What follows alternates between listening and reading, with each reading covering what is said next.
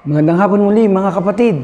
Isa pong pribileyo na tayo po'y muling magsama-sama sa ating Grace Everyday. At magpatuloy po natin itong ating daily devotion. Tayo po ay laging sumubaybay. Iba't ibang topic at na makakatulong po. Sabi nga pinakakain po natin yung ating kaluluwa. Salamat po sa inyong pagsuporta mga kapatid.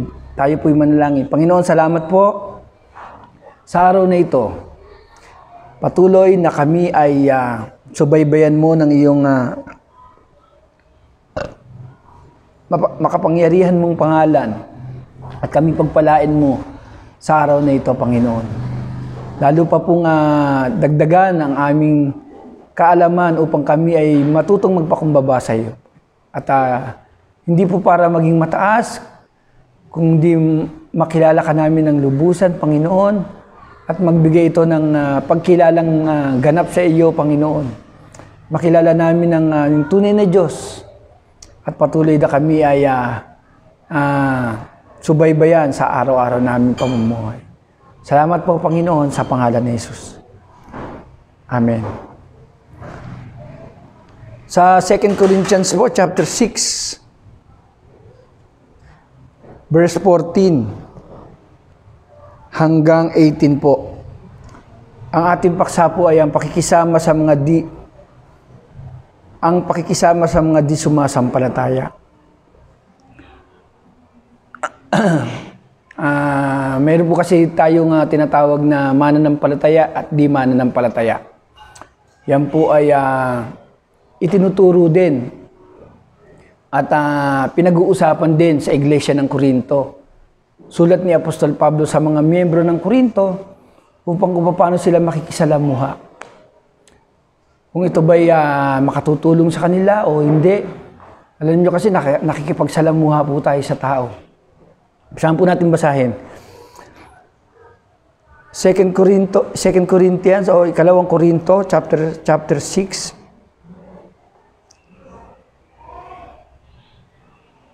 Verse 14, chapter 6, verse 14 to 18. Huwag kayong makikisama sa mga di sumasampalataya. Maaari bang magsama ang katwiran at ang kalikuan?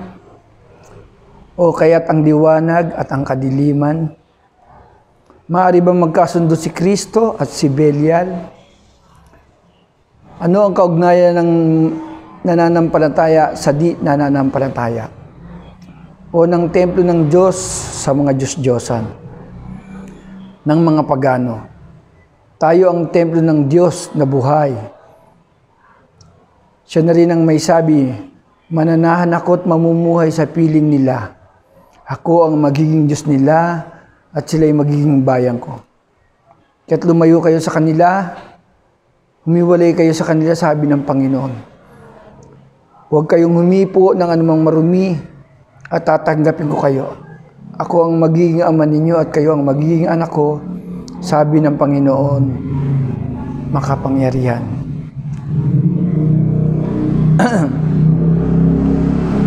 Umpisahan po natin sa lumang tipan, daanan po natin yung lumang tipan. Kasi sa lumang tipan, ang mga Israelita mula nung sila'y pinalaya sa Ehipto. At nang sila'y makalabas sa Ehipto, nagsabi sa kanila ang Panginoon na huwag silang mag-aasawa ng hindi nila kalahi. Kung sila ay Hebreo, dapat kalahi po nila yung kanilang, especially mga lalaki at mga babae, dapat kung sila ay Hebreo din po yung dapat nilang mapapangasawa. Upang ang maging anak nila ay ganun din po, no? Kasi mayroon din iba't ibang lahi po, no? Yun po yung nangyari din po nung panahon ni Abraham.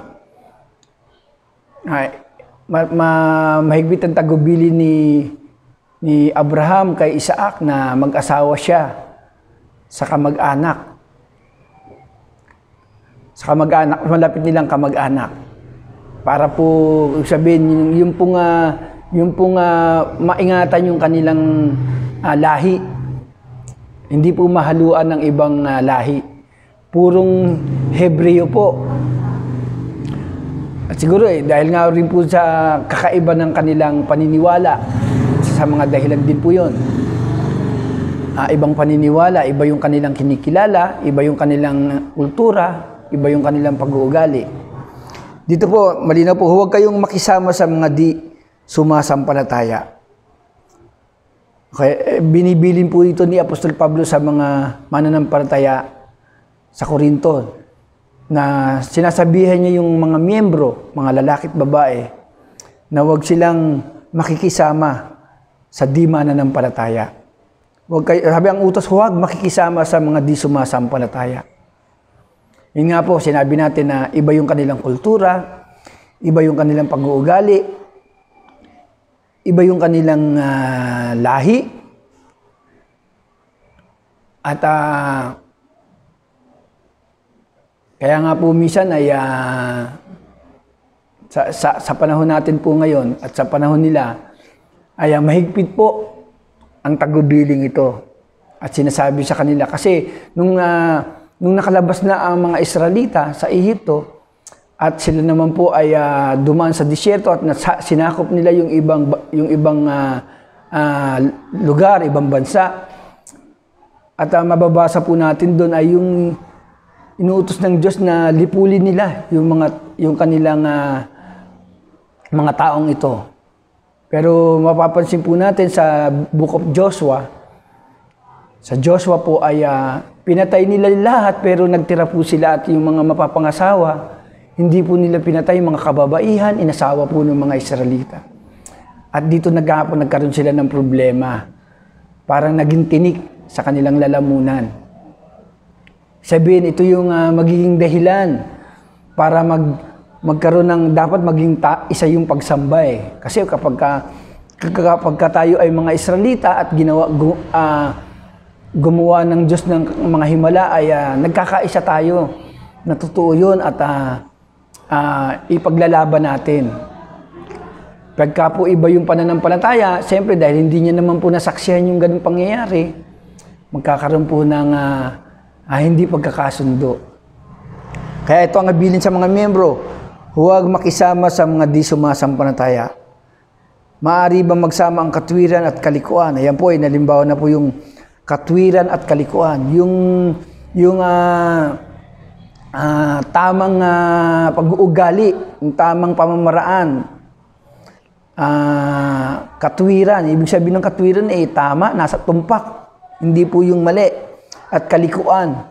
Iba yung kalikuan kasi, kapag ka po yung kahit malimisan kasi, di ba marami po tayo na napapansin na kahit malimisan ay kinakatwiran.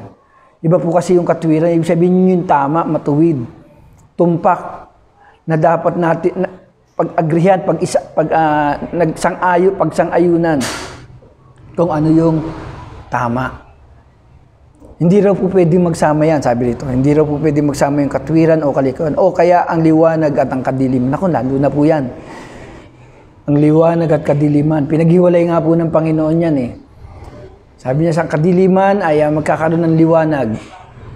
At tatawagin itong yung liwanag ay ano sabi ng Panginoon sa Biblia? Ihiwalay niya yung liwanag at ang kadiliman. At tatawagin itong araw. Ayan. At tatawagin namang gabi yung kadiliman. Pwede pa po ba magsama ito? Siguro pagsasamahin mo yung araw at gabi. Ano kaya ang mahirap eh? Ano pa po ang binabanggit dito? Maaari ba magkasundo si Kristo at si Belial? Ano ang kaugnayan ng mananampalataya sa di nananampalataya? Nananampalataya sa di nananampalataya.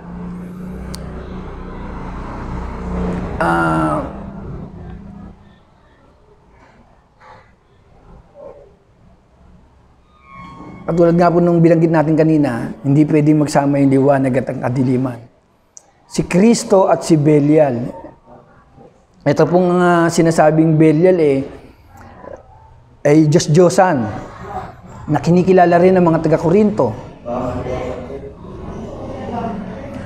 At pwede ba pagsamahin ng mga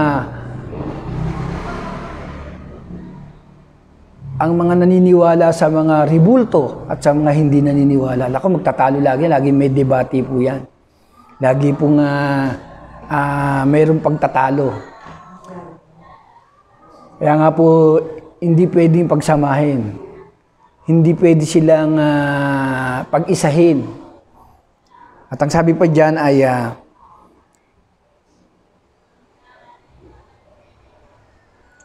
ano ang kaugnayan ng nananampalataya sa di nananampalataya?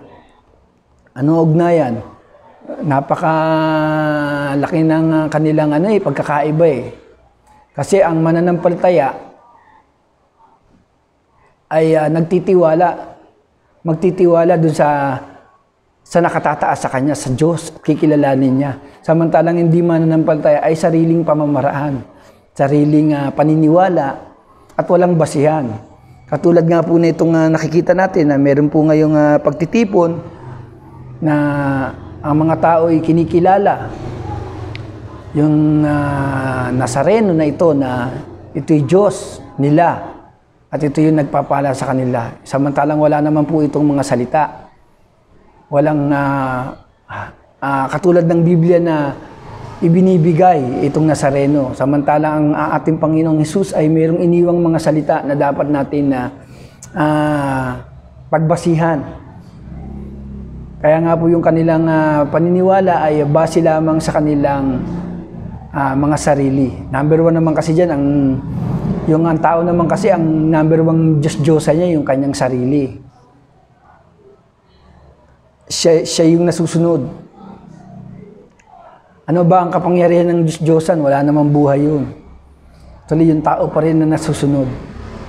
Kaya pinapakita lamang dito, brethren, hindi pwede magsama yung mananampalataya at di mananampalataya. Ipagpipilitan ng mananampalataya, ng tunay na naniniwala sa Diyos, na ito yung tama. At sasabihin naman ng mga hindi tunay, na ito rin yung tama. So, hindi po sila magkakaroon ng pagkakasundo. O ng templo ng Diyos-Diyosan at ng mga pagano. Tayo ang templo ng Diyos na buhay. So ito po yung binabanggit na yung Diyos kasi ng mga pagano sa Deuteronomy 18 ang mga pagano ay iba yung kanilang ginagawa. Iba yung kanilang templo. Noon, lumang tipan, may templo. Ang mga pagano ay meron din po silang templo. Na hindi raw po ito, magkaiba po yung kanilang sambahan. At kung papansinin niyo pa rito mga kapatid ay binanggit yung salitang pagano. Ang mga pagano, brethren, basahin po natin sa Deuteronomy. Ito po yung mga pagano. Para po makita po natin. Deuteronomy 18.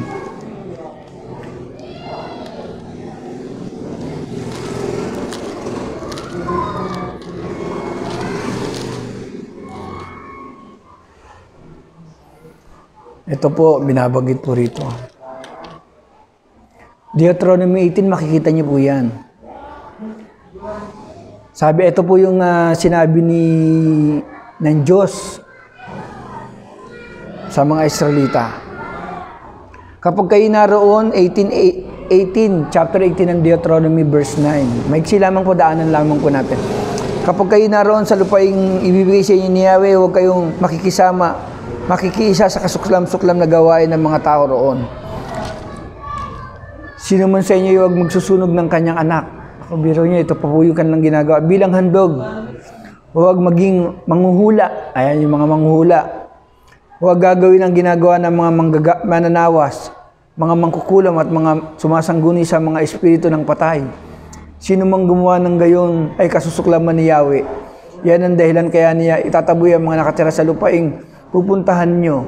Kailangan magpakatapat kayo sa Kanya at huwag nga ninyong tutularan ng gawain ng mga taga roon. Yan po yung gawain ng mga pagano. Yung binanggit sa Deuteronomy 18. Basahin niyo po yun, mababasa niyo po. Ang mga Israelita ay kinikilala nila yung Diyos na buhay na gumawa ng himala nung panahon na sila pinalabas pinalaya sa Ehipto. Samantalang yung sinakop nilang mga bansa, ito yung ginagawa, nagsusunog ng anak, sumasangguni sa mga patay, nananawas, nanguhula. Ano pa po yung binanggit doon? Napakarami. Maaari ba magsama yung mananampalataya at di mananampalataya? Kaya po sa mga miyembro po, especially sa mga dalaga at binata, binibilinan po ng Biblia na huwag makikisama sa mga di mananampalataya. Kung kayo po ay naghahanap ng kasintahan o naghahanap kayo ng inyong magiging ano bang salita ang dapat natin gamitin? Kasintahan, lalaki at babae. Dapat po yung unahin niyo po yung taong kumikilala sa Diyos. Kaparehas niyo ng inyong pananampalataya. Kapag po iba ang pananampalataya, lagi po kayo mag-aaway. Tayo pong mga mananampalataya ay kinikilala natin sa pamamagitan ng pag-iikapu. Samantalang ang mga di mananampalataya, hindi nila ito kinikilala. Kaya magkaroon ng pagtatalo. Hindi po magkakaroon ng magandang pagsasama ang di mananampalataya at mananampalataya. Mahigpit po tagubilin ni Apostol Pablo na ang bawat mananampalataya ay huwag makikipamatok sa di nila kauri, sa di nila kapananampalataya. Sapagkat napakalaking gulo, napakalaking problema ang papasukin ng isang mananampalataya kapag nagkaroon siya ng relasyon sa di mananampalataya. At ito po yung nagiging dahilan kung kung bakit ang mga Kristiyano ay nagkakaroon ng pagkasira ng pamilya. Alam nyo, maraming karanasan pong ganyan. Meron pong mga mananampalataya na kilala natin na sila po hinihiwalayan ng kanilang asawa sapagkat magkaiba yung kanilang pananampalataya. Ibang reliyon. Ang Biblia po nag-uutos niyan. Wag po tayong makikisama sa di natin kapananampalataya. Paano natin sila masisira? Siguro ang tanong. Ang ibig lamang po sabihin niyan, hindi ka po dapat maghanap ng, lalo na kung long time na relationship ang hinahanap mo. Kung pakikisama, marami po tayong mga kasama sa bahay, mga di pa sumasampalataya, kapitbahay. Hindi naman po pakikisama pumapasok ka sa isang relasyon, hindi po yun. Ang sinasabi po dun sa pagka ikaw ay nakipagkaibigan, hindi ka naman pumapasok na sila yung habang buhay mong pakikisamahan.